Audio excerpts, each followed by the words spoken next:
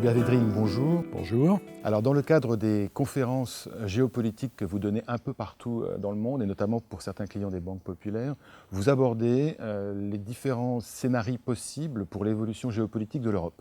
Quel est celui qui vous semble le plus plausible aujourd'hui ? Il faut d'abord avoir en tête que le monde est beaucoup plus dur, compétitif, voire cruel que ce que les Européens avaient cru pendant 20 ou 30 ans. Donc il ne s'est pas préparé à ce choc. Et la construction européenne était fondée sur l'idée que l'ensemble des peuples avaient beaucoup de bonne volonté, ce qui explique une certaine fragilité de l'Europe. Par exemple, en matière de circulation, on a joué la carte de la libre circulation intérieure et on n'a jamais tout à fait assez pour qu'il y ait un contrôle extérieur effectif. Donc il y a un choc que nous vivons en ce moment qui est très fort. Alors de ce choc peuvent sortir plusieurs scénarios, soit l'Europe carrément se désagrège complètement, ça a été empêché en ce qui concerne la zone euro, ce n'est pas forcément complètement fini. En ce qui concerne Schengen, libre circulation contre l'extérieur, l'enjeu est devant nous, l'issue n'est pas absolument évidente, et globalement par rapport à la compétition mondiale avec les grandes puissances encore installées, mais avec les émergents qui montent, ou qui ont émergé, l'Europe est toujours en train de balancer entre être quand même plus compétitive, ou quand même plus protectrice, ou garantir les acquis. Donc c'est très ouvert en fait, et ça dépend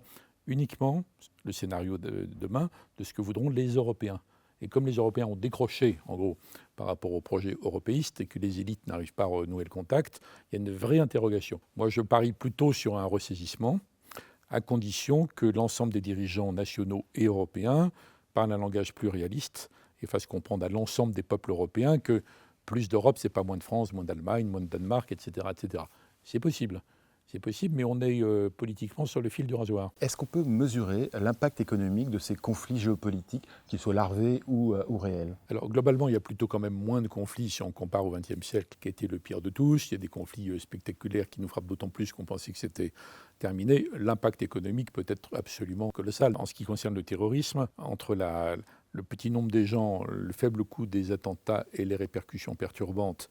Regardez par exemple le poids que ça fait peser sur la sécurité des transports aériens depuis un certain nombre d'années. Quand ça concerne des pays qui sont eux-mêmes déterminants, par exemple dans le jeu pétrolier, même s'il n'y a pas que le pétrole, ou des lieux de circulation fondamentaux en matière de trafic maritime. Donc il y a un aléa permanent, de même que la situation en Ukraine avec les sanctions européennes sur la Russie à cause de ça, ont complètement changé la donne des relations entre l'Europe et la Russie. Je pense qu'on en sortira, finalement, par le haut, mais ce n'est pas encore le cas. Il y a quand même un lien qui est tout à fait permanent. Quand on regarde l'Afrique, qui est très importante, on ne peut pas raisonner Afrique. On est obligé de se dire, dans telle zone, les conflits vont empêcher durablement de développer la croissance. Dans d'autres, non. Donc on est obligé de passer d'une analyse globale des risques, des opportunités, il y en a beaucoup, à une analyse plus régionale, voire locale. Les aspects climatiques induisent des contraintes supplémentaires pour les entreprises, c'est une évidence, mais est-ce qu'on peut considérer que ces contraintes sont elles-mêmes créatrices de valeur ? Je suis partisan depuis des années de ce que j'appelle l'écologisation.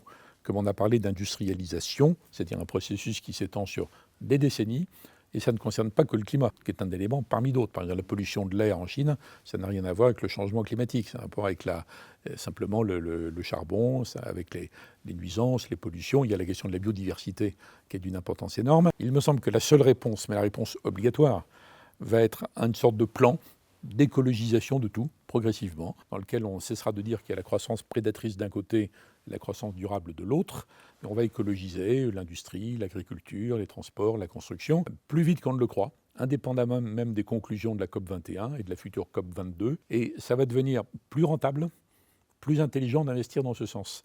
Il y a un début de frémissement d'une importance colossale dans le monde financier international qui commence à se dire ça devient un peu risqué de continuer à investir dans les énergies non renouvelables comme avant. Il faut commencer à bouger, notamment sur le charbon. Et il faut commencer à investir dans les énergies de demain. Et là, c'est un champ illimité, à mon avis, d'opportunités. Je pense même qu'il va devenir la partie majeure de la croissance de demain et d'après-demain. Je pense même qu'il y aura une nouvelle lecture de la compétitivité économique qui sera la compétitivité écologique. Et que certains pays simplement émergents aujourd'hui vont enjamber 2-3 technologies pour passer au plus moderne. Donc pour moi, c'est évidemment une opportunité immense pour l'ensemble des grandes, moyennes et petites entreprises, notamment françaises. On est souvent au top dans ces métiers-là, à condition de bien gérer le passage d'un système à l'autre. Mais ça a commencé déjà. Hubert Védrine, merci beaucoup. Merci de votre invitation.